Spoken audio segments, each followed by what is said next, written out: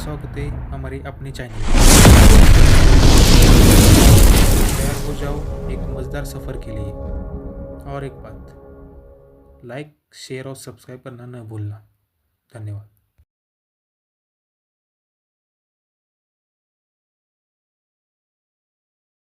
अरे भाई बहनों, नमस्ते नमस्ते। स्वागत है चैनल पर, जहां प्रेमचंद अंकल की कहानियां सुनकर आप हंस हंस के लोटपोट हो जाएंगे और यशपाल जी के ड्रामा में फंसकर बोलेंगे, अरे यार ये तो मेरी जिंदगी है। हम लाते हैं फुल मसाला उपन्यास, चैप्टर बाय चैप्टर, ताकि ट्रैफिक में फंसे तो सुन लो, जिम में पसीना बहाओ तो सुन लो, या बाबूजी के लेक्चर में सो न जाए तो सुन लो। सब्सक्राइब करो वरना प्रेमचंद जी भूत बनकर आ जाएंगे। लाइक दबाओ, बेल बजाओ, नई मस्ती सबसे पहले। अध्याय 34। शीर्ष छोटी चाय वाली लड़की। लक्ष्मण, तुमने वह कार कितने में किराए पर ली? मुझे डर है कि यह सस्ती नहीं होगी, है ना? चलो, मैं किराए का भुगतान कर दूंगा। हमें अगली शूटिंग के लिए बस एक लग्जरी कार चाहिए। विवान झा सोच रहा था, वैसे भी ये छोटी सी राशि मेरे लिए कुछ भी नहीं है। ऐसा करने से न केवल मेरी धन दौलत दिखेगी बल्कि मैं उदार भी दिखूंगा। गौरी सक्सेना ने विवान के शब्द सुनकर गर्व से अपनी ठुड्डी उठाई। कुछ लोग तो अगले महीने का किराया भी खर्च कर देते हैं बस अमीर दिखने के लिए, है ना? लेकिन हमारा विवान इतना उदार है और हमेशा मदद करने को तैयार रहता है। उसने शालिनी जवेरी की ओर तिरछी नज़र से देखा। शालिनी, तुम्हें बॉयफ्रेंड चुनते समय सावधान रहना चाहिए। कुछ लोग बाहर से तो चमकदार दिखते हैं लेकिन पीछे से कितने कंगाल हैं कौन जानता है।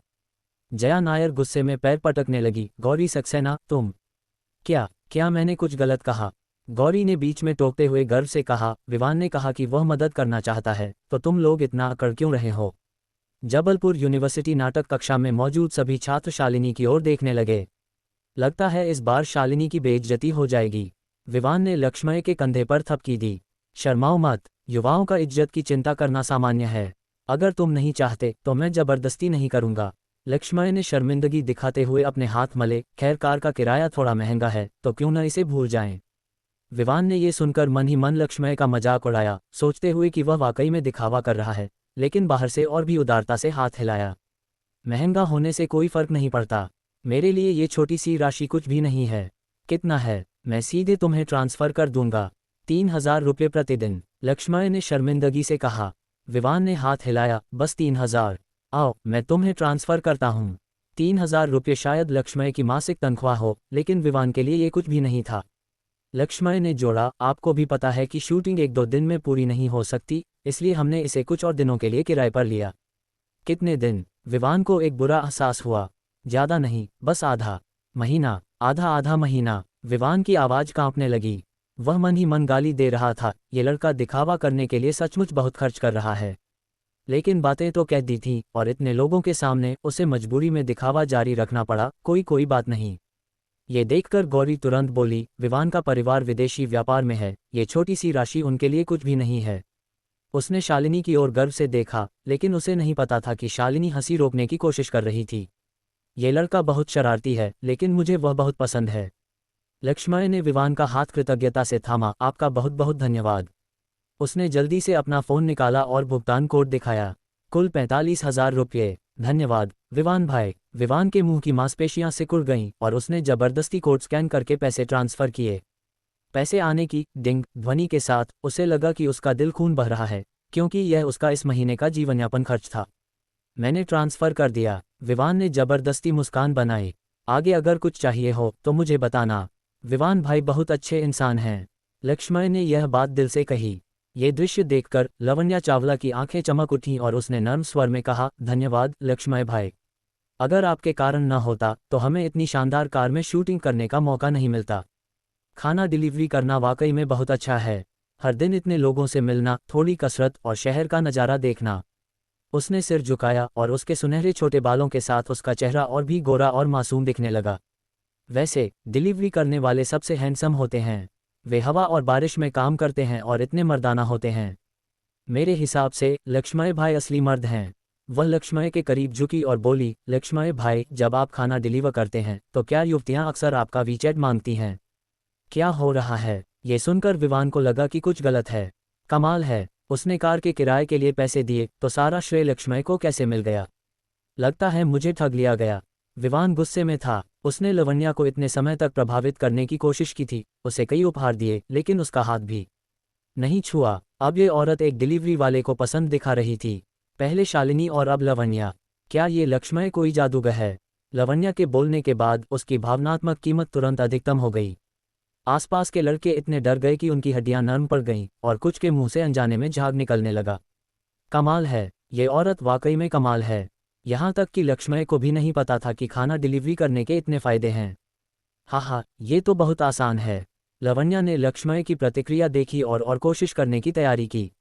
शालिनी बहुत भाग्यशाली है कि उसे लक्ष्मय भाई जैसा अच्छा बॉयफ्रेंड मिला। काश मुझे भी भविष्य में लक्ष्मय भाई जैसा पुरुष मिले। जया नायर ने आंखें तरेरी और कहा, कुछ लोग फिर से चाय की कला दिखा रहे हैं। लवण्या ने ऐसा व्यवहार किया जैसे उसने कुछ सुना ही नहीं और लक्ष्मय के साथ छेड़खानी जारी रखी। वह गौरी सक्सेना जैसी मूर्ख नहीं थी, लेकिन उसे वाकई नहीं लगता था कि लक्ष्मय एक डिलीवरी मैन है। एक पेशेवर चाय वाली लड़की के रूप में उसकी सबसे बड़ी कला थी लोगों को परखना। जब से लक्ष्मय ने कहा कि वह डिलीवरी मैन है, वह शुरू से अंत तक बहुत शांत रहा, बिना किसी शर्मिंदगी के। यह आत्मविश्वास कहाँ से आता है? लवण्या को शक था कि कार लक्ष्मय की है और उसने किराए पर होने की बात सिर्फ विवान, उस मूर्ख को फंसाने के लिए कही थी। सबसे महत्वपूर्ण बात, हालांकि लक्ष्मय के कपड़े किसी बड़े ब्रांड के नहीं थे, लेकिन उसकी अंतर्ज्ञान और नज़र से वह बता सकती थी कि वे बहुत महंगे थे। जितनी चतुर वह थी, वह स्वाभाविक रूप से जानती थी कि जरूरत के समय दूसरों की मदद कब करनी है। यहाँ तक कि अगर वह गलत थी तो उसे कोई नुकसान नहीं होता। गौरी को यह देखकर बहुत असंतोष हुआ कि विवान की चमक चुरा ली गई। चूंकि तुमने कार के किराए के लिए पैसे दिए, तो क्या तुम्हें कम से कम कार की चाबी नहीं देनी चाहिए? चाबी? लक्ष्मय ने अपने हाथ फैलाए और कहा, कार की चाबी कार में है।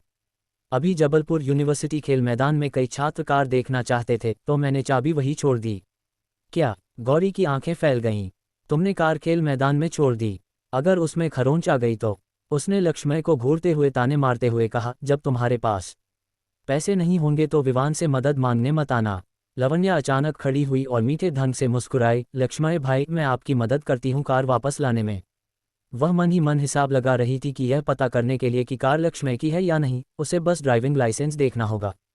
जया ने कहा था कि कार शालिनी ने BYD 4S स्टोर से वापस लाई थी, जिसका मतलब है कि वाहन शायद लक्ष्मय के नाम पर रजिस्टर्ड है। मैं खुद चला जाऊंगा। लक्ष्मय सीधे खड़ा हो गया क्योंकि उसने आज के कदमों की संख्या बढ़ाने का कार्य अभी पूरा नहीं किया था।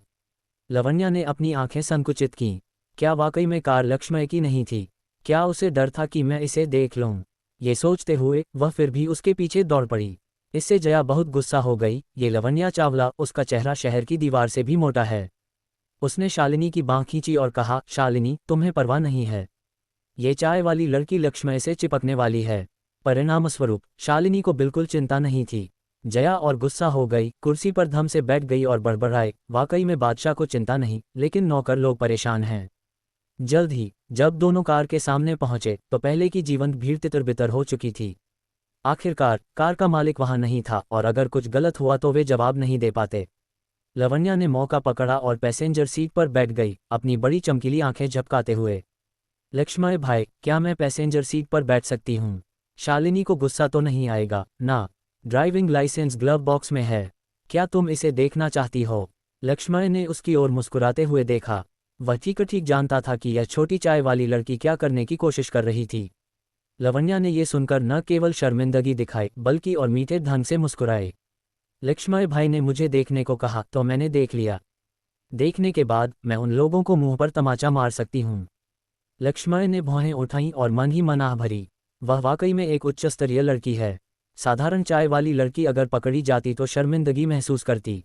ये लड़की न केवल शांत रही बल्कि स्थिति का फायदा उठाकर बात को बिना किसी गलती के पूरा कर लिया। बिना कुछ भावनात्मक बुद्धिमत्ता के आप वाकई में छोटी चाय वाली लड़की नहीं बन सकते।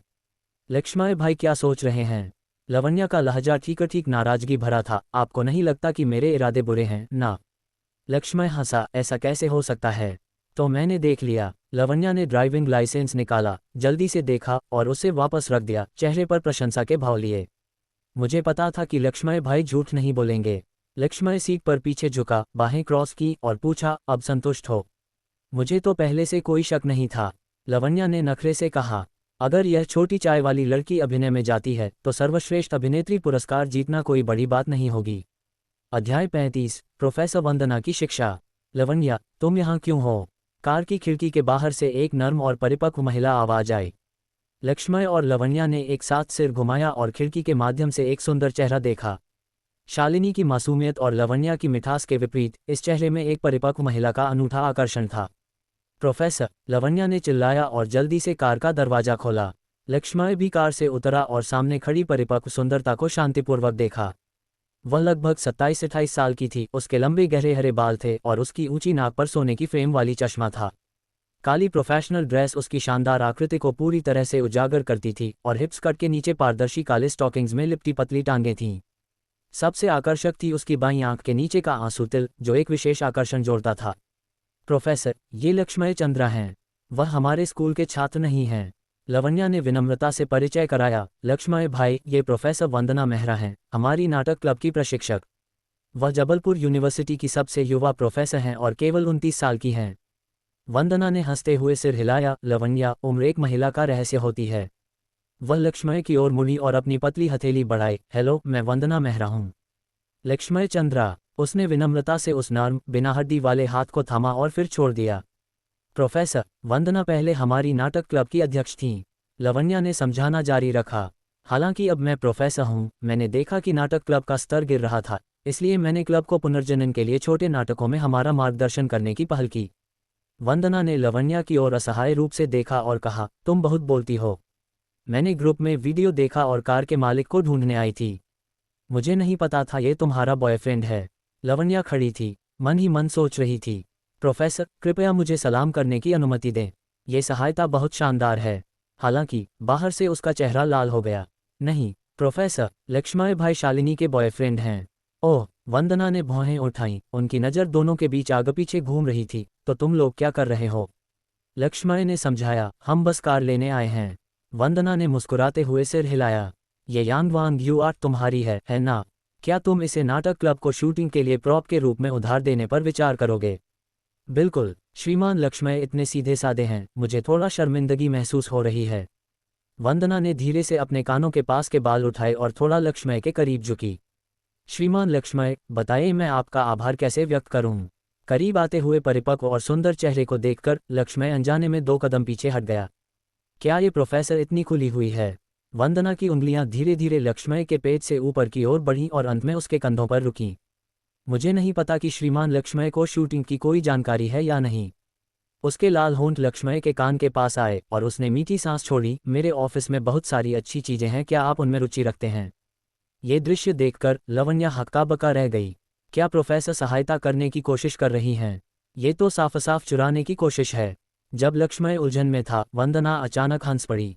कैसा रहा? अच्छा अभिनय है ना?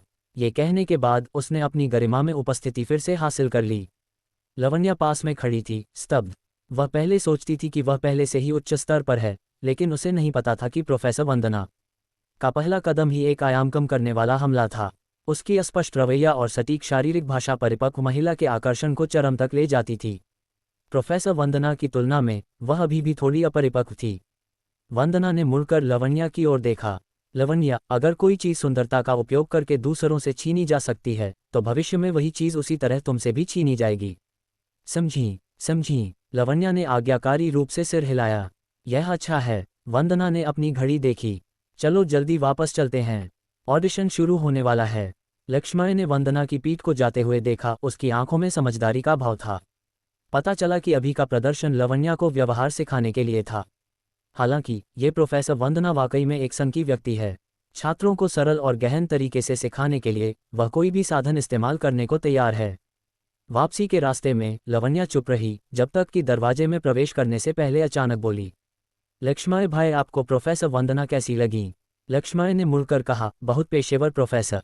बस इतना। लवण्या हंसी। वह हमारे स्कूल की प्रसिद्ध देवी प्रोफेसर हैं। उनके प्रशंसक शिक्षण भवन से स्कूल के गेट तक कतार में खड़े हो सकते हैं। तो क्या? लवण्या ने अपनी बड़ी चमकीली आंखें झपकाईं और कहा, लक्ष्मय भाई, मैं आपकी मदद करूं प्रोफेसर वंदना को पाने में। लक्ष्मय लड़खड़ा गया। तुम शराब पिए बिना नशे में क्यों हो? नाटक मत करो। लवण्या ने चालाकी से मुस्कुराया। ये कहना झूठ होगा कि प्रोफेसर वंदना जैसी शानदार महिला से आप प्रभावित नहीं हुए। उसने मासूम अभिव्यक्ति के साथ सिर झुकाया। मेरी मदद से प्रोफेसर को पाने के बाद क्या आप मुझे भी एक मौका देंगे? लक्ष्मय ने अपनी आंखें संकुचित की। ये कैसा तर्क है? मैं बहुत आज्ञाकारी हूँ। लवण्या ने अपने हाथ पीछे रखे और थोड़ा आगे झुकी। बस मुझे पर्याप्त भुगतान करो और मैं वादा करती हूँ कि न रोऊंगी, न हंगामा करूंगी और एक आदर्श गर्लफ्रेंड बनूंगी। और मैं वादा करती हूँ कि शालिनी दीदी को कुछ पता नहीं चलेगा। ये कहकर उसने झपकना नहीं भूला। लक्ष्मण ने मुस्कुराया, लवण्या, तुम्हारी गणनाएं तो मैं स्कूल के गेट से भी सुन सकता हूँ। क्या ये ठीक है? लवण्या ने जीभ निकाली, बिल्कुल शर्मिंदगी महसूस नहीं की। और मुझे प्रोफेसर वंदना का एक रहस्य पता है। मैं वादा करती हूँ कि आपको उनके साथ करीबी संपर्क का मौका मिलेगा। क्या ख्याल है? इस पर विचार करने का कोई मतलब नहीं था। वंदना जैसे सन की व्यक्ति के लिए उसे डर था कि अगर वह मुंह में डाल दे तो वह काट लेगी। जैसे ही लक्ष्मण अंदर जाने वाला था, जबलपुर यूनिवर्सिटी नाटक कक्षा का दरवाजा अचानक खुला। जया नायर बाहर भागी, तुम इतना समय क्यों लगाए? उस चाय वाली लड़की ने तुम्हारे साथ कुछ तो नहीं किया? उसने लवण्या को सावधानी से घूरा। लवण्या तुरंत सीधी खड़ी हो गई और उसका चेहरा तुरंत एक आज्ञाकारी रूप में बदल गया। लक्ष्मण भाई, कृपया इस पर विचार करें। ये कहकर वह नाटक कक्षा में उछलते हुए चली गई, एकदम शुद्ध कमल की तरह दिख रही थी। जया ने हाथ कमर पर रखे और निशाना लक्ष्मण पर साधा। हेलो, क्या तुम बेवफा बनना चाहते हो? मैं तुम्हें चेतावनी देती हूँ, अगर तुमने शालिनी को धोखा दिया तो मैं तुम्हें बताऊंगी कि वंश समाप्त करने वाली लात क्या होती है। लक्ष्मण को हंसी आ गई, इतनी क्रूर। पता चला कि शालिनी ने पिछली बार जया से ही लात मारना सीखा था। मजाक मत करो, जया गुस्से में बोली। उस चाय वाली लड़की ने तुमसे अभी क्या कहा? उसने कहा कि वह मुझे प्रोफेसर वंदना को पाने में मदद करेगी। हाँ, जया ने आंखें तरेरी, स्पष्ट रूप से इस पर विश्वास नहीं किया। छोड़ो, लेकिन सावधान रहना, मैं अब से तुम पर नजर रखूंगी। लक्ष्मण असहाय था। कभी भी जब वह सच बोलता था तो कोई विश्वास नहीं करता था। अध्याय 36, नंबर 1, हवेली। लक्ष्मण जैसे ही जबलपुर यूनिवर्सिटी नाटक कक्षा में घुसा, वंदना की आवाज मंच से आई। प्रिय छात्रों, आइए हम अपने विशेष अतिथि श्रीमान लक्ष्मण चंद्रा का स्वागत करें और उन्हें धन्यवाद दें कि उन्होंने उदारता से अपनी कार नाटक क्लब की शूटिंग के लिए उधार दी। सबकी नज़रें उसकी ओर मुड़ गईं। लक्ष्मण सुन्न हो गया, ये लानत औपचारिकता का एहसास। वंदना शालिनी के पास गई और स्नेह से उसका कंधा थाम लिया। बेशक ये सब श्रीमान लक्ष्मण की गर्लफ्रेंड शालिनी के कारण है। गर्लफ्रेंड? शालिनी ने उलझन में लक्ष्मण की ओर देखा। उसे समझ नहीं आया कि प्रोफेसर को उनके रिश्ते के बारे में कैसे पता। लक्ष्मण के मुंह की मांसपेशियां सिकुड़ गईं। प्रोफेसर वंदना वाकई में एक प्रभावशाली व्यक्ति हैं। वह खुद को और लवण्या को चेतावनी दे रही थी। कुछ खुश थे, कुछ दुखी। गौरी ने देखा कि शालिनी ने उसकी चमक चुरा ली, वह और बर्दाश्त नहीं कर सकी और तुरंत खड़ी हो गई। प्रोफेसर वंदना, कार के किराए के लिए पैसे मेरे बॉयफ्रेंड विवान झा ने दिए थे। इसका लक्ष्मण से कोई लेना देना नहीं है। कार किराए पर? हाँ, गौरी ने गर्व से विवान का हाथ थामा। प्रोफेसर, आपको अभी तक नहीं पता, शालिनी का बॉयफ्रेंड असल में एक डिलीवरी मैन है। उसने ये कार सिर्फ दिखावा करने के लिए किराए पर ली थी। उसकी आवाज़ और तेज हो गई, डर था कि कोई सुन न ले। मेरे बॉयफ्रेंड ने उस पर दया की और उदारता से 45,000 रुपये दिए ताकि वह किराया चुका सके।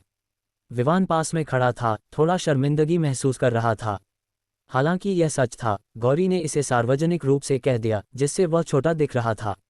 लेकिन उसे वाकई में यह गुस्सा दिला रहा था कि हर कोई लक्ष्मण की इतनी परवाह क्यों करता है। आसपास के छात्र फुसफुसाने लगे, ये तो बहुत क्रूर है। गौरी और शालिनी भविष्य में शायद दुश्मन बन जाएंगी। क्या गलत है? वह सच बोल रही है। इसमें क्या गलत है? दूसरों के लिए रास्ता छोड़ दो। हमारे पूर्वजों के शब्द बेकार नहीं हैं। शालिनी मंच के बीच में शांत चेहरे के साथ खड़ी थी। जया इतने गुस्से में थी कि वह आगे बढ़ने वाली थी, लेकिन लक्ष्मण ने उसे पकड़ लिया और कहा, तुम क्या करने जा रही हो? मैं उसका मुंह फाड़ दूंगी। लक्ष्मण ने मुस्कुराया और कहा, रुको, जल्द ही एक अच्छा तमाशा होगा। जया हैरान रह गई और समझ नहीं पाई कि इसका क्या मतलब है। वंदना की नज़र भीड़ में घूमी और अंत में गौरी पर रुकी। क्या तुम्हें यकीन है? बिल्कुल सच। गौरी ने अपना फ़ोन निकाला, ट्रांसफ़र रिकॉर्ड यही हैं। उसी पल लवण्या अचानक हंसी और अपने बैग से एक छोटी नीली नोटबुक निकाली। गौरी सक्सेना, क्या तुम्हें यकीन है कि यह कार किराए की है? उसने वाहन रजिस्ट्रेशन खोला और मालिक की जानकारी वाला पेज सबके सामने दिखाया। ध्यान से देखो, मालिक का नाम क्या है? नाटक क्लब के सभी लोग झुककर देखने लगे। क्या ये वाकई लक्ष्मण की है? तो कार किराए की नहीं है? अरे नहीं, किसी की बेइज्जती हो गई।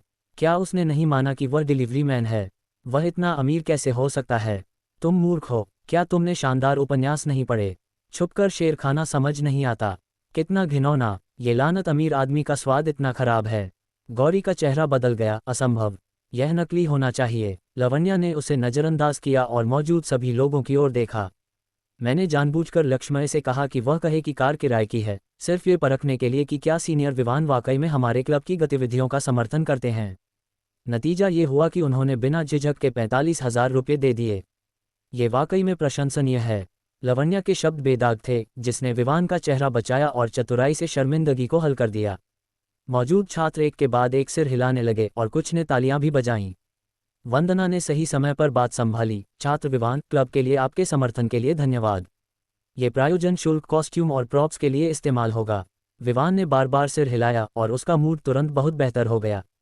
यह मेरा कर्तव्य है, ये कहकर उसने लक्ष्मय की ओर देखा। वह मूर्ख नहीं था तो वह कैसे नहीं देख सकता था कि लवण्या सिर्फ एक प्रवक्ता थी। उसे बस यह उम्मीद नहीं थी कि लक्ष्मय ने उसका चेहरा बचाया। अगर कोई और होता तो शायद उसे बिना दया के कुचल देता। तब तक कार किराए के लिए 45,000 रुपये प्रायोजन नहीं थे, बल्कि यह सबूत था कि उसके दिमाग में कुछ गड़बड़ है। वंदना लवण्या के पास आए और मुस्कुराते हुए बोली, लवण्या, तुम्हारा अभिनय बहुत बेहतर हो गया है, खासकर अभी का समझदारी वाला प्रदर्शन। लवण्या ने आज्ञाकारी रूप से सिर झुकाया। ये सब प्रोफेसर की अच्छी शिक्षा के कारण है। पास में जया ने इस नाटक के भीतर नाटक को आश्चर्य से देखा और उसे वापस होश में आने में कुछ समय लगा। हाय, क्या आप बुद्धिजीवी हमेशा इतने शालीन ढंग से झगड़ते हैं? लक्ष्मय और शालिनी उसकी हालत देखकर हंसने लगे।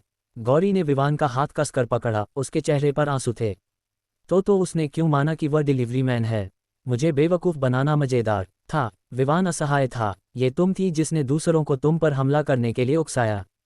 विवान, गौरी की आवाज़ रुंध गई। पहले साल से अब तक मैं हमेशा शालिनी जवेरी से हारी हूँ। क्या तुम्हें पिछले साल का कला प्रदर्शन याद है? मैंने 3 महीने तक एकल नृत्य का अभ्यास किया। मेरे घुटने छिल गए, लेकिन जजों ने शालिनी को चुना। गौरी ने विवान का हाथ पकड़ा। विवान, मैं वाकई में इस बार फिर हारना नहीं चाहती। क्या तुम मेरी मदद कर सकते हो? विवान, उसकी दयनीय उपस्थिति किसी को भी उत्तेजित कर देती। विवान ने एक पल के लिए झिझका। मेरे दोस्त के पास नंबर 1 हवेली में एक घर है, मुझे लगता है कि इसे क्लब को शूटिंग स्थान के रूप में उधार दिया जा सकता है। गौरी की आंखें तुरंत चमक उठीं। सच में? उसने डरते हुए सिर झुकाया। लेकिन क्या ये तुम्हारे लिए बहुत परेशानी नहीं होगी? तुम्हारे लिए यह इसके लायक है। विवान उसकी उपस्थिति से प्रेरित हुआ। मैं फ़ोन करके पूछता हूँ। विवान, तुम सबसे अच्छे हो। गौरी हंसते हुए फूल उठी। विवान पास में गया और फ़ोन कॉल किया। गौरी इंतजार नहीं कर सकी और वंदना के पास गई। प्रोफेसर वंदना, मेरे बॉयफ्रेंड के पास नंबर 1 हवेली में एक घर है जिसे हम क्लब को शूटिंग स्थान के रूप में उधार दे सकते हैं। ये लाखों की हवेली है। सेटिंग हमारे नाटक की शैली के अनुरूप होनी चाहिए, है ना? नाटक कक्षा में हंगामा मच गया। नंबर 1 हवेली, क्या वह जीव सरिता सिटी का शीर्ष धनी क्षेत्र नहीं है? सुना है कि सबसे छोटा अपार्टमेंट भी 20 मिलियन से शुरू होता है। सीनियर विवान का परिवार इतना अमीर है। क्या ये सच है? गौरी ने गर्व से अपनी ठुड्डी उठाई। बेशक, कुछ लोगों की तरह नहीं जो लग्जरी कार चलाते हैं और डिलीवरी ड्राइवर होने का नाटक करते हैं। वंदना ने पास में फ़ोन पर बात कर रहे विवान की ओर देखा और सिर हिलाया। छात्र विवान ने पहले ही काफ़ी प्रायोजन दिया है, इसलिए उन्हें और परेशान करने की ज़रूरत नहीं है। मैं एक थोड़ा छोटा विला किराए पर लेने की योजना बना रही थी। ये नंबर 1 हवेली जितना अच्छा नहीं है, लेकिन मेरे लिए काफ़ी है। वह मूल रूप से एक घर ढूंढना चाहती थी। आखिरकार छोटा नाटक एक दबंग सीईओ के बारे में था, तो कोई साधारण जगह नहीं चलेगी। लेकिन स्टार्टअप पूंजी के साथ घर खरीदना इतना जरूरी नहीं था। गौरी घबरा गई। इन अतिरिक्त अंकों के बिना वह शालिनी से मुकाबला नहीं कर पाएगी, न ही वह मुख्य महिला किरदार बन पाएगी। इसलिए उसने जल्दी से सलाह दी, प्रोफेसर, नंबर 1 हवेली का माहौल वाकई में दबंग सीईओ नाटक की शूटिंग के लिए उपयुक्त है। क्या आप हमेशा नहीं कहती कि हमें दर्शकों को सबसे वास्तविक अनुभव देना चाहिए? वंदना ने हल्के से सिर हिलाया। मैंने ऐसा ही कहा था, लेकिन प्रोफेसर, गौरी ने देखा कि कुछ संभावना थी और जल्दी बोली, मैं आपको आज ले जाकर दिखा सकती हूँ। आप इसे देखने के बाद तय करें कि यह काम करेगा या नहीं। ये सुनकर वंदना ने और आनाकानी नहीं की। ठीक है, पहले देख लेते हैं। अध्याय 37, घृणित छिपे नियम। विवान ने कॉल खत्म करने के बाद देखा कि सभी उसकी ओर देख रहे हैं। उसे थोड़ा संदेह हुआ, लेकिन उसने ज़्यादा नहीं सोचा और गौरी को एक तरफ खींच लिया। विवान ने अपनी आवाज़ धीमी की और कहा, कॉल नहीं मिला। मुझे लगता है वह कल रात देर तक खेला और अभी सो रहा है। मैं बाद में फिर कॉल करूँगा। गौरी ने उसकी आस्तीन खींची और नखरे से बोली, हम रास्ते में कॉल करेंगे। रास्ते में? कहाँ? मैंने प्रोफेसर को पहले ही बता दिया है कि मैं उन्हें वहाँ ले जाऊँगी। क्या? विवान का चेहरा बदल गया। मैंने अभी तक अपने दोस्तों से इस बारे में बात भी नहीं की है। तुमने पहले कैसे सहमति दे दी? अगर तुम ऐसा, वह बोल पाता इससे पहले गौरी ने तुरंत एक नाराज अभिव्यक्ति बनाई और अपनी उंगलियों से उसकी छाती पर गोल बनाए। मैं बस जल्दी में थी। गुस्सा मत हो, ज़्यादा से ज़्यादा आज रात हम जो तुम चाहो वह खेलेंगे। मैं सब कुछ मान जाऊंगी, तुम्हारी मर्जी। लेकिन फिर भी विवान का कंठ से हिला और उसने फिर पूछा, सच में? गौरी लजाए और सिर हिलाया, अपनी पलकें झपकाते हुए, मैंने तुमसे कब झूठ बोला है? खैर ठीक है। विवान ने समझौता कर लिया, लेकिन उसने चिंतित होकर याद दिलाया, लेकिन अगर वे सहमत नहीं हुए तो हंगामा मत करना। मुझे पता है। गौरी ने सिर हिलाया, मुड़कर वंदना की ओर दौड़ी। प्रोफेसर, विवान ने कहा कि वह सभी को अभी घर देखने ले जा सकता है। रुको। विवान पीछे से पैर पटक रहा था। ये औरत इतनी अधीर कैसे हो सकती है? उसने जल्दी से अपना सेल फोन निकाला और अपने दोस्तों को उन्मत्त ढंग से संदेश भेजे। तुरंत मदद, मुझे नंबर 1 हवेली का कमरा उधार दे दो। वंदना ने अपनी घड़ी देखी और बोली, ऐसे में आज का ऑडिशन यहीं खत्म होता है। उसने सभी की ओर देखा और कहा, जो लोग रुचि रखते हैं वे स्थान देखने आ सकते हैं। लवण्या लक्ष्मय के करीब आए और फुसफुसाई, लक्ष्मय भाई क्या आप जा रहे हैं? लक्ष्मय ने शालिनी की ओर देखा, क्या तुम जा रही हो? शालिनी जवाब देने से पहले जया ने बीच में टोका, जाओ। क्यों नहीं, मैं देखना चाहती हूं कि हवेली कैसी दिखती है। शालिनी ने लक्ष्मय का हाथ पकड़ा और कहा, तुम भूल गए, तुम्हारे साथ बाहर जाने के लिए 1000 रुपये मिलते हैं। मैं पैसे कमाने का मौका कैसे छोड़ सकती हूँ? लक्ष्मय को तब याद आया कि उसने अभी तक नोट नहीं पढ़ा था। स्वाभाविक रूप से कई लोग लग्जरी हवेली देखना चाहते थे। वंदना ने तालियां बजाईं, चुप रहने का संकेत दिया। चूंकि इतने लोग जाना चाहते हैं, हमें कुछ प्रतिनिधियों को चुनना होगा। उसने चारों ओर देखा, शालिनी जवेरी, लवण्या चावला, जया नायर और 3 क्लब नेता। बाकी लोगों को अगले मौके का इंतजार करना होगा। बाद में वंदना की व्यवस्था के तहत वह लक्ष्मय की कार में बैठी और विवान ने बाकी 3 क्लब नेताओं को लिया। बाहर आकर लवण्या ने जल्दी से पैसेंजर दरवाजा खोला और कहा, मैं सामने बैठकर लक्ष्मय भाई को रास्ता दिखाऊंगी। जया ने आंखें तरेरी। इस बार शालिनी ने उसे बर्दाश्त नहीं किया। वह कुछ भी छोड़ सकती थी, लेकिन पैसेंजर सीट को कभी नहीं। शालिनी ने कार का दरवाजा खोला और लवण्या की कलाई को न ज्यादा जोर से न कमजोर पकड़ा ताकि वह छूट न सके। बाहर आओ, यह मेरी जगह है। ओह, लवण्या ने नाराजगी से कहा, शालिनी तुमने मुझे चोट पहुंचाई। मैं बस रास्ता दिखाने में मदद करना चाहती थी। शालिनी ने उसे सीधे बाहर खींचा और कहा, परेशान मत हो, नेविगेशन बहुत सटीक है। उसने अपनी सीट बेल्ट बांधी और लक्ष्मय की ओर मुड़कर पलक झपकाई, सही पति जी। पति जी की पुकार मीठी और कुरकुरी थी। लक्ष्मय ने अपनी हंसी रोकी और सिर हिलाया। महिलाओं के बीच का युद्ध काफी मजेदार है। हर बार जब शालिनी उसे पति जी कहती है तो ये किसी दूसरी महिला की वजह से होती है। पहली बार कृति चौहान थी और दूसरी बार लवण्या चावला। इसका क्या मतलब है? तो मैं पीछे बैठ जाऊंगी। लवण्या ने जया की ओर डरपोक नजर से देखा। जया, तुम्हें बुरा तो नहीं लगेगा ना? जया का चेहरा घृणा से भरा था। मुझे बुरा लगता है, मुझे वाकई बहुत बुरा लगता है, लेकिन मैं इसे बर्दाश्त कर लूंगी बजाय इसके कि तुम पैसेंजर सीट पर बैठो। वंदना कार के पास खड़ी थी, रुचि के साथ लोगों को देख रही थी और उसने दूसरी तरफ का दरवाजा खोला। लवण्या, आओ और शिक्षक के पास बैठो। लवण्या ने कृतज्ञता से मुस्कुराया, धन्यवाद प्रोफेसर। दूसरी तरफ विवान ने दांत पीसते हुए गौरी सक्सेना और 3 अन्य सहपाठियों को अपनी ऑडी A7 में बिठाया।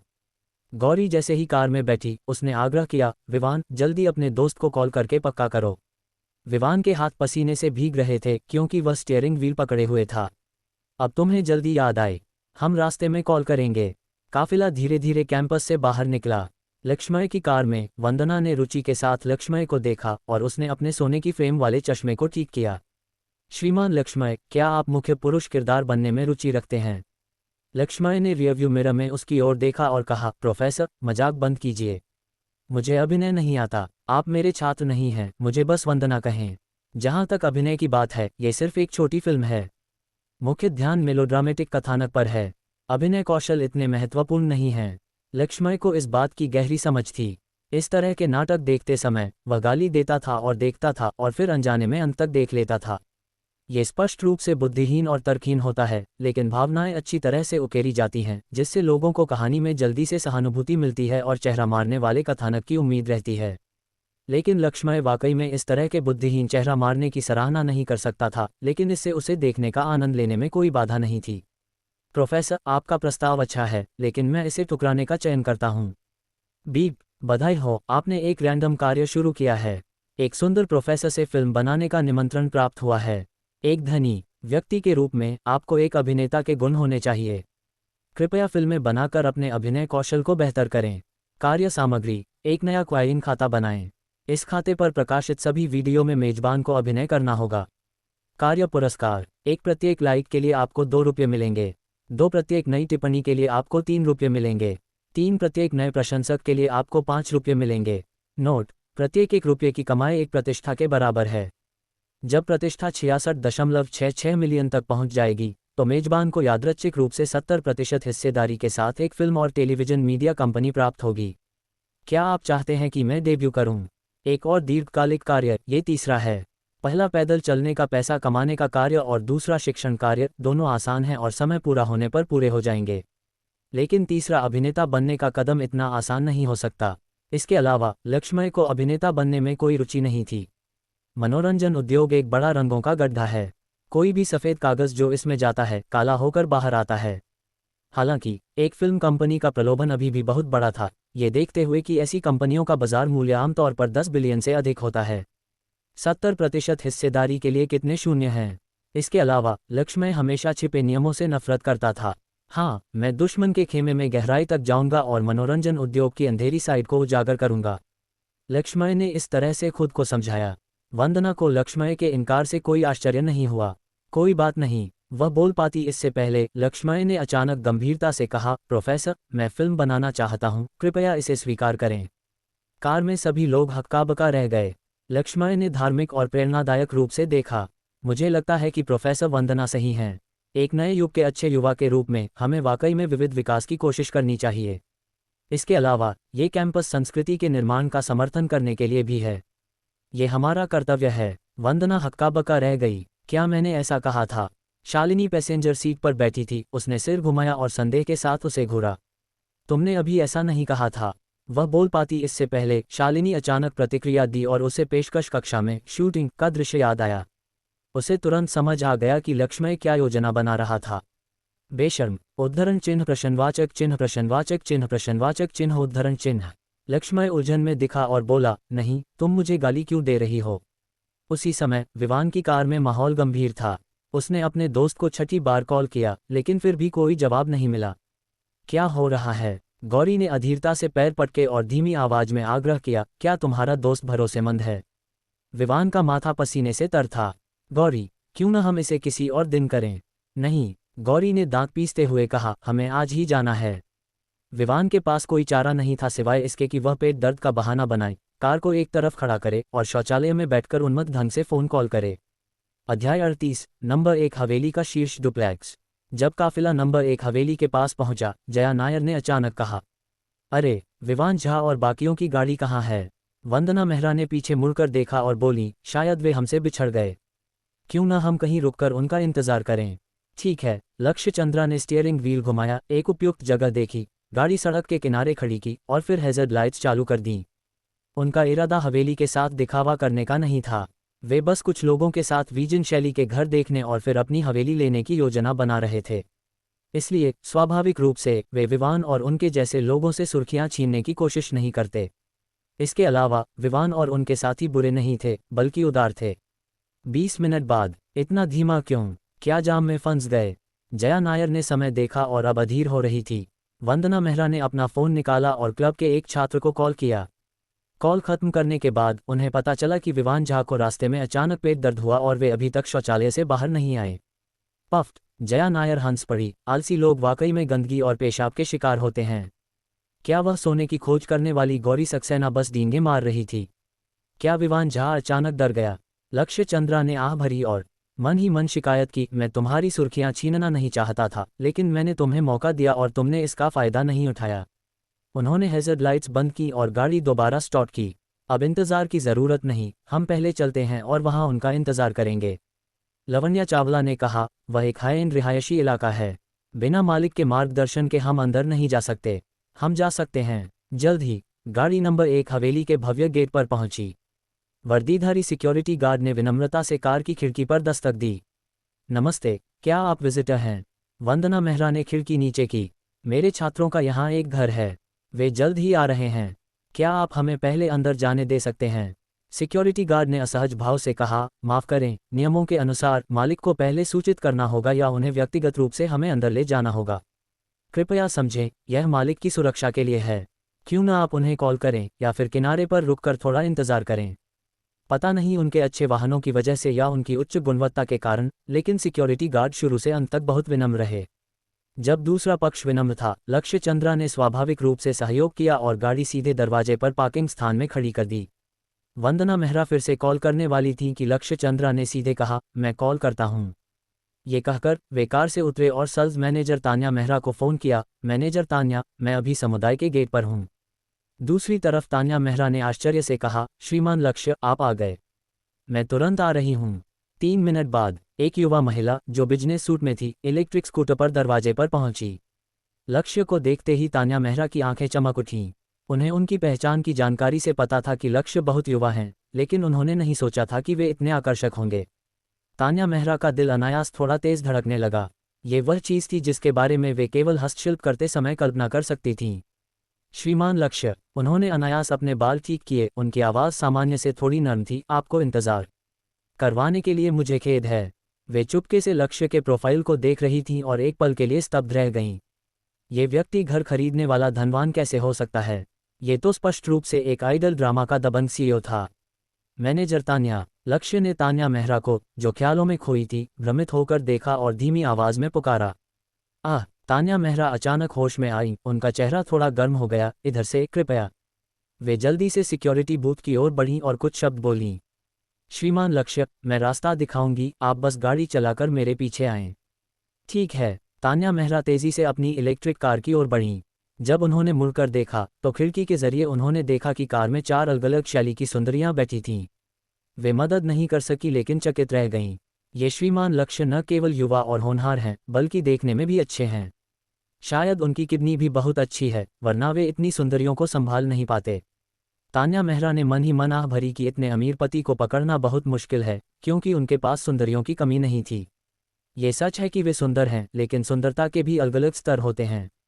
ऐसे उच्च गुणवत्ता वाले धनवान के लिए उनके आसपास की महिलाएं शीर्ष सुंदरियां होनी चाहिए। कार में बैठी 4 लड़कियों को देखकर ही समझ आ जाता है। लक्ष्य कार में लौटे। हो गया। क्या यह विवान झा ने व्यवस्थित किया था? जया नायर ने होंठ टेढ़े किए, नाखुश दिखते हुए। मुझे नहीं लगा था कि विवान झा के पास वाकई में घर है। मैं तो एक अच्छा तमाशा देखने की योजना बना रही थी, लेकिन यह वाकई में उबाऊ है। जैसे ही लक्ष्य कुछ कहने वाले थे, शालिनी जवेरी ने अचानक उनकी जांघ पर चिकोटी काटी और कहा, तुमने उस महिला से क्या कहा? वह तुम्हें ऐसी नज़रों से देख रही थी जैसे उसकी आंखें धागों में बदल गई हों। लक्ष्य ने मुस्कुराते हुए कहा, सच में? मुझे ध्यान नहीं गया। ढोंग। जया नायर पीछे की सीट से झुकी। तुम डर रहे हो कि अगर तुमने मुंह खोला तो वह महिला तुम्हारे साथ कमरा लेने चली जाएगी। लक्ष्य को आखिरकार समझ आया कि जया नायर इतनी सुंदर होने के बावजूद अपनी जिंदगी को अपने मुंह से बर्बाद कर रही थीं। लवण्या चावला ने समझाया, लक्ष्य भैया इतने उत्कृष्ट हैं, ये स्वाभाविक है कि लोग उन्हें पसंद करें। चुप कर लवण्या, बस चुप, टॉमबॉय। लक्ष्य महिलाओं के बीच की इस जंग को नज़रअंदाज कर केवल ड्राइविंग और तान्या मेहरा के पीछे चलने पर ध्यान दे सकते थे। हालांकि दोनों ने थोड़ी देर तक ही झगड़ा किया और फिर समुदाय के माहौल ने उनका ध्यान खींच लिया। My God! Jaya Nair car की खिड़की से चिपक गईं, आश्चर्य से चारों ओर देखते हुए। यह कोई रिहायशी परिसर नहीं है, ये तो स्वर्ग है। तान्या मेहरा की इलेक्ट्रिक कार एक ऊंची इमारत के सामने रुकी। श्रीमान लक्ष्य, हम बिल्डिंग 6 पर पहुंच गए हैं। घर सबसे ऊपरी मंजिल पर है। कई लोग कार से उतरे और लिफ्ट में चढ़ गए। तान्या मेहरा ने समझाया, इस इमारत में कुल 33 मंजिलें हैं, प्रत्येक यूनिट में 2 लिफ्ट हैं। प्रत्येक मंजिल पर 400 वर्ग मीटर से अधिक का एक बड़ा फ्लैट है और सबसे ऊपरी मंजिल पर 660 वर्ग मीटर का डुप्लेक्स है। डिंग की आवाज़ के साथ लिफ्ट सबसे ऊपरी मंजिल पर पहुंची। तान्या मेहरा ने कार्ड स्वाइप करके भारी बख्तरबंद दरवाज़ा खोला और उसे धक्का देकर खोला। स्वागत है घर, श्रीमान लक्ष्य और सभी सुंदर महिलाओं। 6 मीटर ऊंची छत वाला एक बड़ा लिविंग रूम सबके सामने प्रकट हुआ। 270 डिग्री फ्लोर टू सीलिंग खिड़कियां पूरे शहर की स्काईलाइन का शानदार नज़ारा पेश करती थीं। ये तो बहुत ज़्यादा है। ये लिविंग रूम मेरे घर से भी बड़ा है। जया नायर का मुंह इतना खुला था कि उसमें एक अंडा समा सकता था। शालिनी जवेरी खिड़की के पास गईं और नज़ारे से इतनी प्रभावित हुईं कि वे बोल नहीं पाईं। लवण्या चावला ने खुद को उस स्थिति में रखना शुरू किया, कल्पना करने लगी कि वे इस हवेली में एक अमीर महिला की जिंदगी जी रही हैं। तान्या मेहरा ने मुस्कुराते हुए परिचय दिया, पूरा घर एक स्मार्ट होम सिस्टम का उपयोग करता है, और लाइट्स, पर्दे और एयर कंडीशनिंग को मोबाइल फ़ोन से नियंत्रित किया जा सकता है।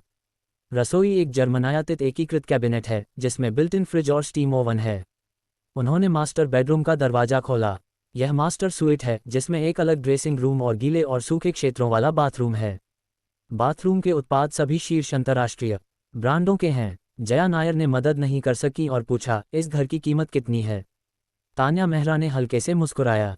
उन्हें पहले ही एहसास हो गया था कि ये लड़कियां शायद वे कॉलेज छात्राएं हैं जिन्हें श्रीमान लक्ष्य ने हाल ही में प्रायोजित किया था। इतने सारे लोगों को एक साथ प्रायोजित करने की क्षमता ही यह साबित करती है कि युवा कितने शक्तिशाली हैं। ये शीर्ष मंजिल का डुप्लेक्स 660 वर्ग मीटर का है और इसकी कीमत वर्तमान में लगभग 4.8 करोड़ रुपये है। 4 करोड़ 80 लाख। जया नायर ने सांस खींची, इसमें कितने जीरो हैं? तान्या मेहरा ने जोड़ा, वास्तव में सजावट और फर्नीचर सहित कुल मूल्य 5.3 करोड़ से अधिक हो गया है। जया नायर ने भौहें से कुढ़ी, विवांझा इतना अमीर कैसे हो सकता है? यहाँ तक कि वंदना मेहरा, जो पूरे समय चुप थीं, ने सिर हिलाया और कहा, मुझे भी नहीं पता था। मैंने गौरी सक्सेना को गलत समझा। प्रोफेसर, क्या ये घर फिल्मांकन स्थान के रूप में उपयुक्त है? लक्ष्य ने पूछा। वंदना मेहरा ने चारों ओर देखा। फ्लोर टू सीलिंग खिड़कियों की रोशनी और ऊंची छतें इसे हमारे मूल योजना वाले स्थान से अधिक उपयुक्त बनाती हैं। यह अच्छा है। लवण्या चावला ने लक्ष्य की आस्तीन खींची और कहा, लक्ष्य भैया। विवांझा ने सुर्खियां छीन ली, फिर भी आप इतने शांत क्यों हैं? अध्याय 39, बड़ा झूठा, क्या घर तुम्हारा है? लक्ष्य चंद्रा ने कंधे उचकाए, बेबसी का ढोंग करते हुए, क्या करूं, विवांझा वाकई में अमीर है। जया नायर की आंखें अचानक चमक उठीं। रुको, अगर विवांझा इतना अमीर है तो हम उनसे और फंड्स प्रायोजित करने के लिए क्यों नहीं कहते? वंदना मेहरा ने उनके सिर पर हल्के से थपकी दी और कहा, उनके पास पैसा होना उनकी बात है। तुम क्या सोच रही हो? जया नायर ने सिर पकड़ लिया और बुदबुदाई, मैं तो बस कह रही थी। वंदना मेहरा ने अपनी घड़ी देखी और भौहें सिकोड़ लीं। गौरी सक्सेना और बाकी लोग अभी तक क्यों नहीं आए? मैं जाकर उन्हें कॉल करती हूँ और पूछती हूँ। वे बालकनी में कॉल करने चली गईं। जब प्रोफेसर वहां नहीं थी, लवण्या चावला और जया नायर दो जिज्ञासु बिल्लियों की तरह हवेली में इधर उधर घूमने लगीं। लक्ष्य ने शालिनी जवेरी को देखा जो उनके पास खड़ी थी और पूछा, तुम घूमने क्यों नहीं जा रही? शालिनी जवेरी ने सिर हिलाया, मुझे ये पसंद नहीं। क्यों? लक्ष्य को थोड़ा आश्चर्य हुआ। क्या कोई है जिसे इस तरह की हवेली पसंद नहीं? शालिनी जवेरी ने सिर उठाया, उन्हें अपनी साफ आंखों से देखा और एक एक शब्द बोलते हुए कहा, क्योंकि तुम यहाँ नहीं हो। लक्ष्य स्तब्ध रह गए, उनका दिल अचानक धड़क उठा और वे तुरंत भावुक हो गए। अप्रत्याशित रूप से अगले ही पल शालिनी जवेरी अचानक जोर से हंस पड़ीं। मजाक कर रही थी। ये जगह बहुत बड़ी है। मुझे नौकरानी रखने की आदत नहीं और खुद सफाई करना बहुत थकाऊ है। हवेली की तुलना में मुझे एक आरामदायक छोटा सा घर ज्यादा पसंद है। हाँ, लक्ष्य को अच्छा नहीं लगा। उन्हें लगा था कि शालिनी जवेरी उन्हें प्यार का इजहार कर रही हैं, लेकिन ये तो उनकी अपनी अतिशयोक्ति थी। लेकिन इस तरह बेहतर है। अगर शालिनी जवेरी वाकई में इजहार करती तो उन्हें सचमुच नहीं पता होता कि जवाब कैसे देना है। आखिरकार, अगर वे दोनों वाकई में रिश्ते की पुष्टि कर लेते तो वे बाकी परिवार के सदस्यों को कैसे ढूंढते? लक्ष्य ने अचानक शालिनी जवेरी को पीछे से गले लगा लिया। उनकी काली स्टॉकिंग्स में लिपटी टांगें कमजोर पड़ गईं और वे लगभग गिर पड़ीं। वे मुड़ी और लक्ष्य को घूर कर बोलीं, तुम क्या कर रहे हो? यहाँ लोग हैं। लक्ष्य ने तान्या मेहरा की ओर देखा और तान्या समझदारी से मुड़ गईं। लक्ष्य ने उनके कान में फुसफुसाया, तुम यहाँ रह सकती हो क्योंकि मैं यहाँ हूँ। हालांकि वे रिश्ते की पुष्टि नहीं करना चाहते, लेकिन यह उन्हें अनुकूलता हासिल करने से नहीं रोकता। शालिनी जवेरी के कानों की नोक तुरंत लाल हो गई। वे समझ नहीं पाईं, का क्या मतलब? शाब्दिक रूप से शालिनी जवेरी की आंखें अचानक चौड़ी हो गईं, जैसे उन्हें अचानक समझ आया, तुम्हारा मतलब है कि यह घर तुम्हारा है? यह विवांझा का नहीं है। लक्ष्य ने सिर हिलाया। शालिनी जवेरी ने उनकी बाहों से खुद को छुड़ाया और कहा, तो तुमने मुझे पहले क्यों नहीं बताया? मुझे छेड़ना मजेदार है। वे लक्ष्य को घूरकर गुस्से में मुड़कर चली गईं। लक्ष्य घबरा गए, अब तुम नाराज हो, क्या कर रही हो? शालिनी जवेरी ने पीछे मुड़े बिना कहा, घूमने जा रही हूँ। ये पहली बार है जब मैंने ऐसी हवेली देखी है। हो, लक्ष्य भ्रमित हो गए। क्या तुमने नहीं कहा था कि तुम्हें ये जगह पसंद नहीं? शालिनी जवेरी मुड़ी और अपनी मासूम आंखें झपकाईं, क्या मैंने ऐसा कहा था? लक्ष्य, मजेदार है, एक महिला का चेहरा किताब के पन्ने पलटने से भी तेजी से बदलता है। तान्या मेहरा सही समय पर आई और अपने बैग से दस्तावेजों का ढेर निकाला। श्रीमान लक्ष्य, क्या अब हम हस्तांतरण की औपचारिकताएं पूरी कर सकते हैं? ठीक है। लक्ष्य ने सिर हिलाया। तान्या मेहरा ने एक एक करके कॉन्ट्रैक्ट्स फैलाए, प्रॉपर्टी सर्टिफिकेट, खरीद कॉन्ट्रैक्ट, प्रॉपर्टी समझौता। उन्होंने कई जगहों पर इशारा किया जहां हस्ताक्षर की जरूरत थी और कहा, कृपया यहाँ यहाँ और यहाँ हस्ताक्षर करें। लक्ष्य ने पेन लिया और अपना नाम हस्ताक्षर किया। कृपया वाहन की जानकारी लिखें। कुल 4 पार्किंग स्थान हैं और 4 गाड़ियां रजिस्टर की जा सकती हैं। कई दस्तावेजों पर हस्ताक्षर करने के बाद तान्या मेहरा ने उन्हें स्मार्ट लॉक के पास ले गईं। ये नवीनतम 3 डायमेंशनल फिंगरप्रिंट रिग्निशन सिस्टम है। ये 10 फिंगरप्रिंट रिकॉर्ड कर सकता है। लक्ष्य ने अपना अंगूठा रिग्निशन क्षेत्र पर रखा और नीली स्कैनिंग लाइट आगे पीछे चली। मैं सुझाव दूंगी कि आप कुछ और फिंगरप्रिंट दर्ज करें, तान्या मेहरा ने कहा। उदाहरण के लिए तर्जनी और मध्यमा, इससे दरवाज़ा खोलना ज़्यादा सुविधाजनक है। कुछ व्यस्त समय के बाद तान्या मेहरा ने आखिरी दस्तावेज को व्यवस्थित किया और दोनों हाथों से लक्ष्य को सौंपा। श्रीमान लक्ष्य, सभी औपचारिकताएं पूरी हो गई हैं। यह आपके दस्तावेजों का पूरा सेट है जिसमें प्रॉपर्टी स्वामित्व प्रमाण पत्र, पार्किंग स्थान प्रमाण पत्र, प्रॉपर्टी मैनुअल आदि शामिल हैं। प्रॉपर्टी मैनेजमेंट ऑफिस आज दोपहर को आपकी जानकारी सिस्टम में दर्ज करेगा और आपके 4 पार्किंग स्थान सक्रिय हो जाएंगे। अगर आपके दोस्त आते हैं तो आप प्रॉपर्टी मैनेजमेंट फ्रंट डेस्क के जरिए उन्हें अस्थायी रूप से अधिकृत कर सकते हैं। वे दरवाजे पर पहुंची और अंतिम अनुस्मारक दिया। 24 घंटे की बटलर सर्विस हमेशा उपलब्ध है। अगर आपको किसी चीज़ की ज़रूरत हो तो कॉल करें। तान्या मेहरा ने हाथ बढ़ाया। इस क्षण से आप नंबर 1 हवेली की बिल्डिंग 6 के शीर्ष मंजिल के डुप्लेक्स के आधिकारिक मालिक हैं। लक्ष्य ने उनके साथ हाथ मिलाया और कहा, आपके परिश्रम के लिए धन्यवाद। यह मेरा कर्तव्य है। तान्या मेहरा ने हल्के से सिर झुकाया, लिफ्ट में चली गईं और फिर जोड़ा, श्रीमान लक्ष्य, अगर कोई सवाल हो तो आप मुझे कभी भी कॉल कर सकते हैं, 24 घंटे। लक्ष्य ने मुस्कुराकर सहमति दी। संकेत काफी स्पष्ट था, अगर तुम खिलते हो तो तितलियां आएंगी। ये है पैसे की ताकत। जब वे घर में वापस आए तब उन्होंने देखा कि जया नायर और लवन्या चावला प्रॉपर्टी सर्टिफिकेट की जांच कर रही थीं। जया नायर ने प्रॉपर्टी सर्टिफिकेट को कॉफ़ी टेबल पर पटका, हाथ कमर पर रखे और उन्हें घूरते हुए बोलीं, लक्ष्य चंद्रा, तुम्हारा क्या मतलब है? क्या तुम जानबूझकर हमें छेड़ रहे हो? उनके गुलाबी ट्विंटेल्स गुस्से में खड़े हो गए थे। लवन्या चावला, जो मानसिर्फ की स्टॉकिंग्स और हाई हील्स पहने थीं, जल्दी से लक्ष्य के पास आई और बोली, जया, इतनी तीखी मत बनो। लक्ष्य भैया ने इसके लिए ज़रूर कोई कारण रखा होगा। जया नायर ने आंखें घुमाईं। लवन्या चावला, क्या तुम अपनी ज़ुबान को सामान्य नहीं रख सकती? मेरे पास कोई नहीं है। लवन्या चावला को बुरा लगा और वे लक्ष्य के करीब झुकीं। मुझे बस लगता है कि लक्ष्य भैया इतने शानदार हैं और उन्होंने इतना शानदार घर खरीदा है। हमें उनके लिए खुश होना चाहिए। वे अपनी बड़ी पानी भरी आंखें झपकाईं और लक्ष्य को देखने लगीं। लक्ष्य भैया, ये घर इतना सुंदर है। आपका स्वाद बहुत अच्छा है। लक्ष्य इसे और नहीं सह पाए। उन्होंने स्वीकार किया कि एक उत्तरी लड़के के रूप में उन्हें दक्षिणी लड़कियों की मीठी आवाज़ का कोई प्रतिरोध नहीं था। जया नायर ने उल्टी करने जैसा भाव बनाया, क्या तुम सामान्य रूप से बोल सकती हो? जया इतनी तीखी है। लवन्या चावला दयनीय ढंग से लक्ष्य के पीछे छिप गईं और बोलीं, लक्ष्य भैया, मेरी रक्षा करें। लक्ष्य बीच में फंस गए और हंसने या रोने के बीच में थे। अब जया नायर एक गुस्सैल शेरनी की तरह थीं, जबकि लवन्या चावला एक आज्ञाकारी छोटी जंगली बिल्ली थीं। ठीक है, ठीक है, लक्ष्य ने आत्मसमर्पण करते हुए हाथ उठाए। क्या मैं माफ़ी मांग लूँ? मैं आज रात तुम्हें डिनर के लिए आमंत्रित करता हूँ। हम। जया नायर मुड़ गईं। किसे परवाह है? लवन्या चावला ने जोर से सिर हिलाया, बेशक मुझे जाना है अगर लक्ष्य भैया ट्रीट दे रहे हैं। जया नायर, अपने आप को देखो और देखो कि तुम दूसरों से क्या सीख सकती हो। इस तरह तुम भविष्य में शादी कैसे करोगी? लक्ष्य ने मन ही मन शिकायत की। वास्तव में लवन्या चावला जैसी लड़कियां गर्लफ्रेंड के लिए सबसे उपयुक्त हैं। वे अच्छी तरह से व्यवहार करती हैं, आज्ञाकारी हैं और समय समय पर आपको कुछ भावनात्मक मूल्य प्रदान कर सकती हैं। बेशक, शर्त यह है कि आप उन्हें उनकी ज़रूरत की भौतिक चीज़ें प्रदान कर सकें। फिर वे अंत तक ढोंग करती रहेंगी। तब क्या फ़र्क पड़ता है कि यह नकली है या असली? लक्ष्य भैया, अगर जया नहीं जाना चाहती तो हमें उसे मजबूर नहीं करना चाहिए। तुम। जया नायर इतनी गुस्से में थीं कि उछलने लगीं। उन्होंने लवन्या चावला के साथ कभी बहस नहीं जीती। अगर मैं नहीं जाऊंगी तो तुम भी नहीं जा सकती। लक्ष्य ने 2 महिलाओं को जोरदार लड़ाई करते देखा और असहाय रूप से सिर हिलाया। इस समय वंदना मेहरा बालकनी से बाहर आई और ये दृश्य देखकर पूछा, क्या हो रहा है? जया नायर ने तुरंत शिकायत की, प्रोफेसर, लक्ष्य ने हमसे झूठ बोला। ये घर वास्तव में उनका है। देखिए। फिर उन्होंने प्रॉपर्टी सर्टिफिकेट सौंप दिया।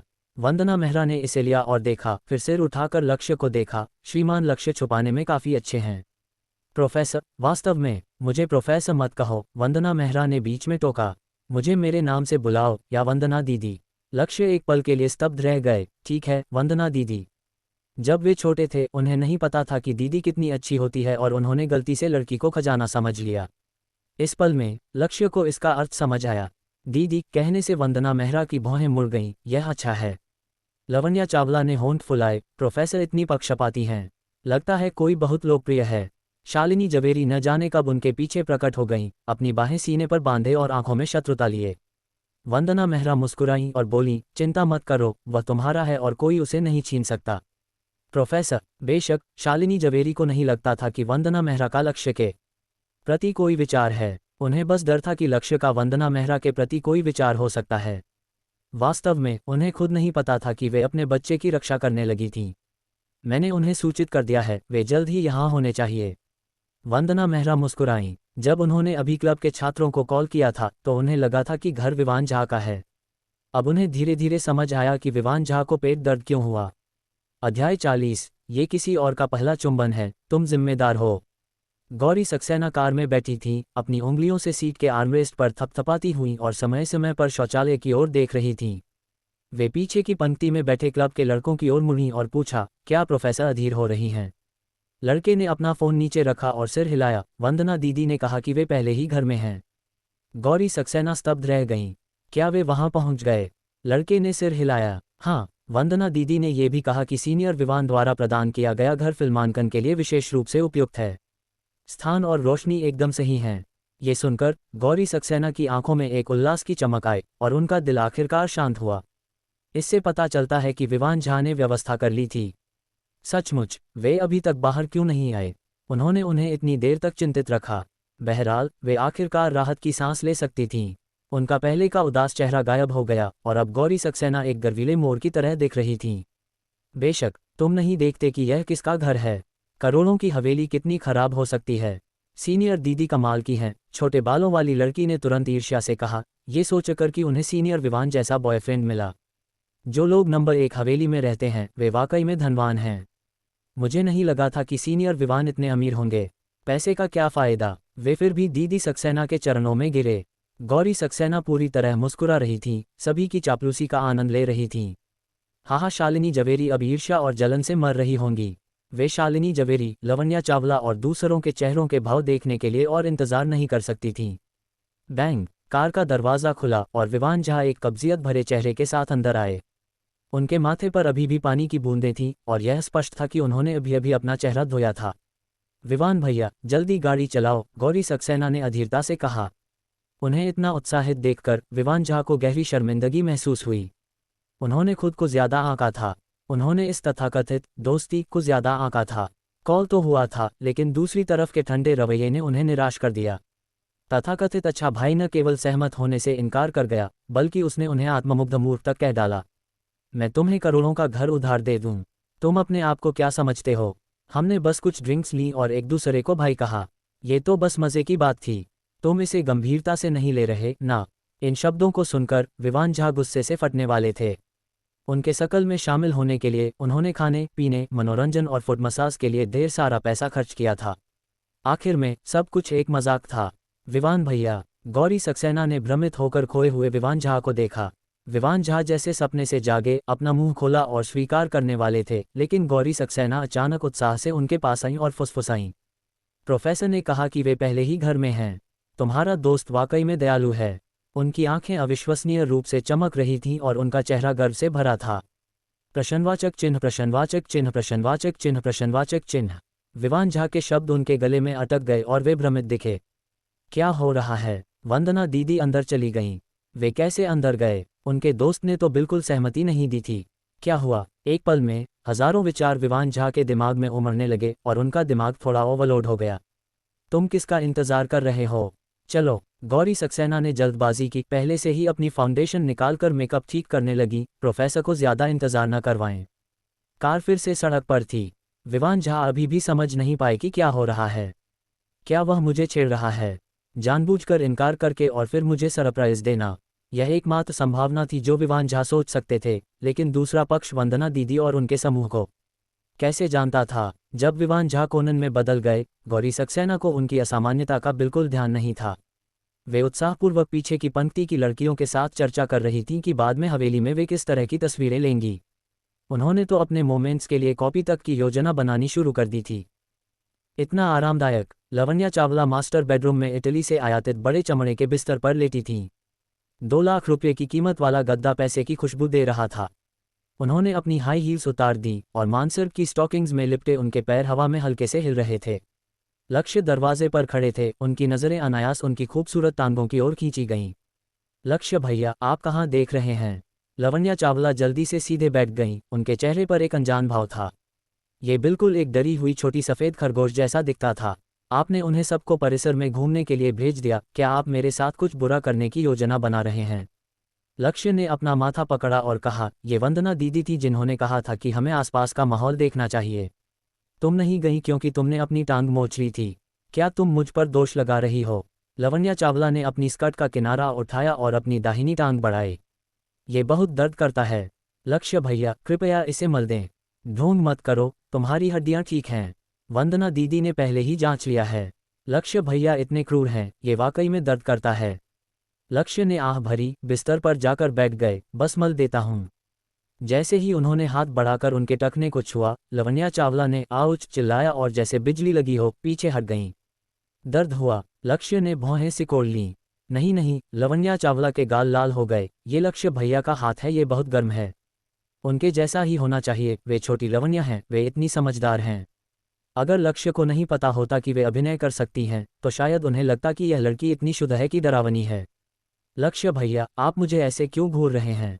एक चाय कला मास्टर के रूप में लवण्या चावला अच्छी तरह जानती थीं कि लड़कों को कमज़ोर और दयनीय दिखने वाली लड़कियां पसंद हैं। लक्ष्य के साथ उचित रूप से रहने और दोनों के लिए अकेले समय बनाने के लिए उन्होंने सही समय पर अपनी टांग मोचने का ढोंग किया, जिससे शारीरिक संपर्क का बहाना मिल गया बिना बहुत जानबूझकर लगे।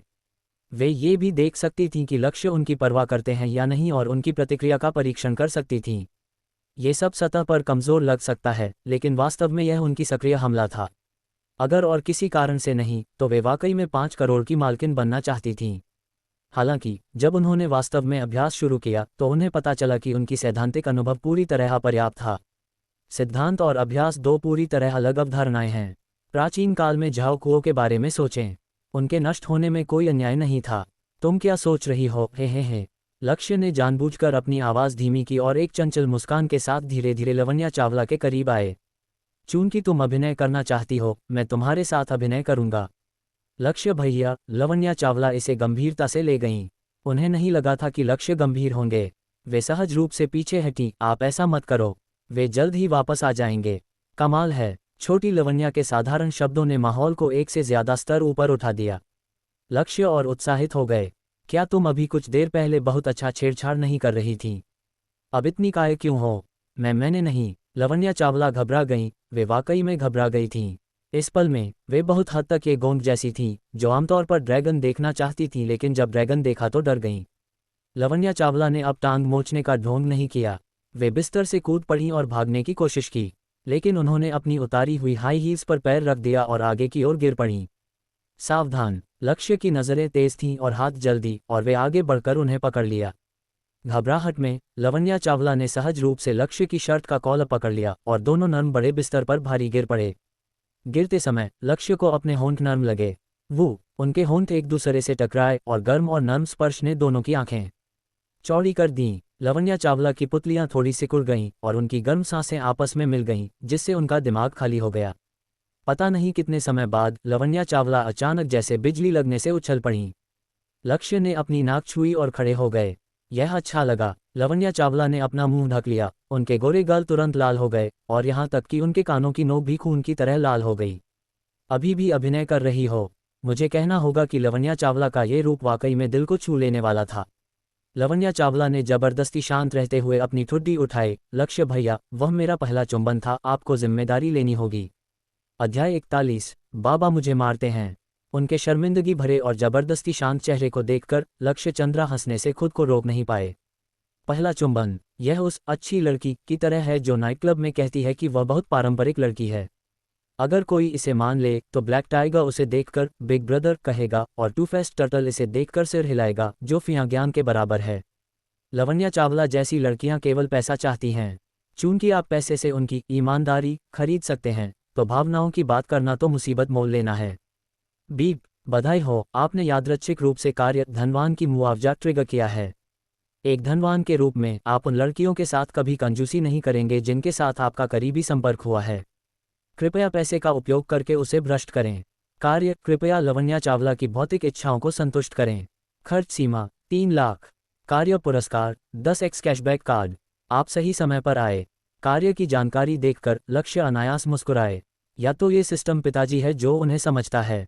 इसलिए लक्ष्य ने लवण्या चावला की ओर मुड़कर कहा, बताओ तुम्हारा पहला चुंबन कितने का है? मैं तुम्हें मुआवजा दे सकता हूँ। ये थोड़ा तिरस्कारपूर्ण रवैया लवण्या चावला की मुस्कान को एक पल के लिए जमा दे गया, लेकिन अगले ही सेकंड वे अपनी मीठी मुस्कान पर लौट आईं। सच में, मुझे एक डायर बैग चाहिए और वह लिमिटेड एडिशन होना चाहिए। ठीक है, लक्ष्य ने सिर हिलाया।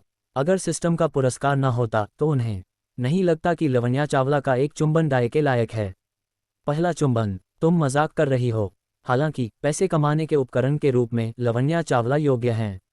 हालांकि वे और कृति चौहान दोनों ही पैसे की पूजा करती हैं, लेकिन छोटी लवण्या इसके बारे में खुली हैं, अपनी सीमाएं जानती हैं और भावनात्मक मूल्य भी प्रदान कर सकती हैं। कृति चौहान के विपरीत, जो एक वेश्या थी और संत बनना चाहती थी, वह ये भी चाहती थी और वह भी। लेकिन यह शालिनी जवेरी से गुप्त रखना होगा और उनके सामने मेरे साथ बहुत अंतरंग व्यवहार मत करना, समझी? लक्ष्य का शालिनी जवेरी और लवण्या चावला के प्रति रवैया पूरी तरह अलग है, इसलिए स्वाभाविक रूप से उन्हें पहले की भावनाओं का ध्यान रखना होगा। छोटी लवण्या क्या सोचती है, क्या ये मायने रखता है? जब तक पैसा मौजूद है वे स्वाभाविक रूप से सहयोग करेंगी। हाँ, चिंता मत करो लक्ष्य भैया, अगर आपको ये पसंद नहीं तो मैं नहीं करूँगी। मैं सबसे आज्ञाकारी हूँ। लवण्या चावला ने आज्ञाकारी ढंग से सिर हिलाया। देखो, पेशेवरपन क्या होता है, ये पेशेवरपन है। लक्ष्य बहुत संतुष्ट थे और मुड़कर चले गए। अब बेडरूम में केवल लवण्या चावला अकेली रह गई थीं। उन्होंने अपना हाथ उठाया और अपने होंठ छुए, उनके चेहरे पर उदासी की छाया थी। फिर उन्होंने अपना फ़ोन निकाला, मेमो खोला और एक पंक्ति लिखी। 25 अप्रैल 10:45 पहला चुंबन लक्ष्य चंद्रा के साथ। उनकी उंगली स्क्रीन पर कुछ सेकंड के लिए रुकी और वे अचानक अपने आप पर हंस पड़ीं। मूर्ख, किसे परवाह है? उनकी उंगली डिलीट की पर थी और टेक्स्ट एक एक करके गायब हो गया। उन्होंने गहरी सांस ली और वह मीठी मुस्कान जो उन्होंने हजारों बार अभ्यास की थी, फिर से उनके होठों पर आ गई। लवण्या चावला, तुम्हें एक अच्छी कैंडी बनने के लिए कड़ी मेहनत करनी होगी। लवण्या चावला ने अपने चेहरे के भाव ठीक किए, बेडरूम से बाहर निकली, लिविंग रूम में चारों ओर देखा और आखिरकार लक्ष्य को बालकनी में देखा। उनके होंठ मुड़े, वे चुपके से वहां गईं और अचानक उनकी कमर को पीछे से गले लगा लिया। बाबा, क्या आप फिर से करना चाहेंगे? इस पुकार ने लक्ष्य को पूरे शरीर में झटका दे दिया। धत्तेरे की, चिल्लाना बंद करो। वे अचानक मुड़े और दरवाजे की ओर देखा। जब उन्होंने देखा कि कोई नहीं आया तो उन्होंने राहत की सांस ली। लवण्या चावला ने अपनी बड़ी आंखें झपकाईं, मासूम दिखते हुए, क्या यह अब लोकप्रिय तरीका नहीं है? ये कहते हुए उन्होंने जानबूझकर अपना सिर उनकी पीठ पर रगड़ा। मेरे लिए एक बैग खरीदो बाबा। लक्ष्य, धत्तेरे की, इसे कौन सह सकता है? लक्ष्य ने ठंडी हवा की सांस ली। वे इतना कैसे जान सकती हैं? इस पल में उन्हें अचानक लगा कि दाया कुछ भी नहीं है और यह एहसास अनमोल था। वे मुड़े और छोटी लवण्या के करीब झुके। क्या तुम अभी कुछ देर पहले बहुत शर्मीली नहीं थीं? अब ढोंग नहीं कर रही? लवण्या चावला ने आत्मविश्वास से सिर उठाया। मैं शुल्क ले रही हूं तो बेशक मुझे पेशेवर होना होगा। लक्ष्य मुस्कुराए। क्या तुम्हें चिल्लाने के परिणाम पता हैं? लवण्या चावला को फ्रेंच खिड़की के खिलाफ दबाया गया। क्या परिणाम? लक्ष्य ने दुष्टता से मुस्कुराया। उन्होंने अपना हाथ उठाया और कहा, बैंग। लवण्या चावला चिल्लाईं और उनका चेहरा तुरंत उनकी गर्दन तक लाल हो गया। लक्ष्य ने अपनी उंगली हिलाई और पूछा, अगली बार फिर से चिल्लाने की हिम्मत करोगी? लवण्या चावला ने अपने होंठ काटे, उनकी आंखें पानी भरी थीं। हिम्मत करूंगी, हिम्मत करूंगी। उन्होंने अचानक हाथ बढ़ाया और लक्ष्य की टाई पकड़कर नीचे खींच लिया। बाबा, मुझे मारो। लक्ष्य की नज़रें स्थिर हो गईं और उन्होंने सिर झुकाकर उन्हें चूम लिया। चू बू हम दोनों को नहीं पता था कि जब वे चू चू कर रहे थे, अंधेरे में एक जोड़ी आंखें चुपके से इस जगह को देख रही थीं। जया नायर ने पूरा दृश्य देख लिया। वे मूल रूप से लवण्या चावला को कुछ मलहम देने आई थीं, लेकिन जैसे ही वे अंदर आई, उन्होंने एक ऐसा दृश्य देखा जिसने उनकी पुतलियों को कांपने पर मजबूर कर दिया। लक्ष्य चंद्रा और लवण्या चावला, क्या वे चूम रहे हैं? लक्ष्य चंद्रा और लवण्या चावला चूम रहे हैं। जया नायर की आंखें तुरंत चौड़ी हो गईं और उनके दिमाग में जानकारी का एक सिलसिला फट पड़ा। धत्तेरे की, लक्ष्य चंद्रा, ये कमीना ने कहा कि उसे शालिनी पसंद है, लेकिन पीछे मुड़कर लवण्या चावला को चूम लिया। लवन्या चावला देखने के लिए ढेर सारा शुक्रिया। हिम्मत की उसने मौके का फायदा उठाकर अगर पसंद आई तो लाइक की, शेयर और सब्सक्राइब कर दो। मेरे लिए ये बहुत मायने रखता है और तुरंत जाकर दोनों को अलग करना चाहती थी। नहीं, मैं शालिनी को धोखा खाते हुए चुपचाप नहीं देख सकती। उन्होंने गहरी सांस ली और कदम बढ़ाने वाली थीं। फिर उन्हें अचानक एहसास हुआ वे बिल्कुल हिल नहीं सकती थीं। वे इतने तल्लीन हैं। जया नायर स्तब्ध रह गईं। उनके लिए एक कुंवारी जो खुद को प्यार की विशेषज्ञ कहती है लेकिन जिन्होंने कभी किसी लड़के का हाथ भी नहीं पकड़ा, ये पहली बार था जब उन्होंने इतने करीब से किसी को चूमते देखा। तो क्या यही चुंबन है? तो क्या लोगों के चेहरे ऐसे हो सकते हैं? अचानक उनके दिमाग में उन दोस्तों के खुशहाल चेहरों की यादें चमक उठीं जब वे अपने प्रेम प्रसंगों के बारे में बात करते थे। उस समय उन्होंने तिरस्कार किया और सोचा कि वे उबाऊ हैं। लेकिन अब उनका चेहरा बिना किसी कारण के जलने लगा और उनका दिल इतनी तेजी से धड़क रहा था कि ऐसा लग रहा था कि यह उनकी छाती से बाहर निकल जाएगा। अमिताभ युनशी त्यानजुन सन वुकोन, कृपया मेरे पापों को क्षमा करें। धत्तेरे की कौन प्यार में पड़ना चाहता है? जया नायर ने जबरदस्ती अपनी नज़रें हटाईं और मुड़कर भागना चाहती थी। नहीं, मुझे शालिनी को बताना होगा। मैं शालिनी को लक्ष्य चंद्रा इस कमीने से धोखा खाते हुए नहीं देख सकती। ये सोचकर जया नायर सीढ़ीघर में दौड़ गईं और शालिनी जवेरी को मैसेज भेजने की तैयारी की। शालिनी, कुछ बड़ा हुआ। लक्ष्य चंद्रा और लवन्या चावला। वे अचानक आधे में टाइप करना बंद कर दीं। स्क्रीन पर अधूरे मैसेज को देखकर जया नायर गहरी सोच में पड़ गईं। मैं क्या कर रही हूँ? शालिनी ने कहा था कि लक्ष्य ने उन्हें अपने प्यार का इजहार नहीं किया। अगर मैंने उन्हें बताया तो क्या होगा? रुको, पहले शालिनी का लक्ष्य के प्रति रवैया टटोलने के बारे में क्या ख्याल है? क्या होगा अगर उन्हें वह पसंद नहीं? क्या होगा अगर लक्ष्य को मजबूर किया गया था? क्या होगा अगर वे खुद से बुदबुदाईं और धीरे धीरे टाइप किए गए शब्दों को हटा दिया? शायद उन्हें पहले शांत होना चाहिए। आखिरकार भावनाओं जैसी चीजें, इतना परेशान करने वाला। जया नायर ने अपने गुलाबी बालों को जोर से रगड़ा। मैंने कहा था, प्यार और ऐसी चीजें सबसे ज्यादा परेशान करने वाली हैं। वीडियो देखने के लिए ढेर सारा शुक्रिया। आप लोग रॉक स्टार हो। अगर पसंद आई तो लाइक, शेयर और सब्सक्राइब कर दो। मेरे लिए ये बहुत मायने रखता है। अगले वीडियो में मिलते हैं।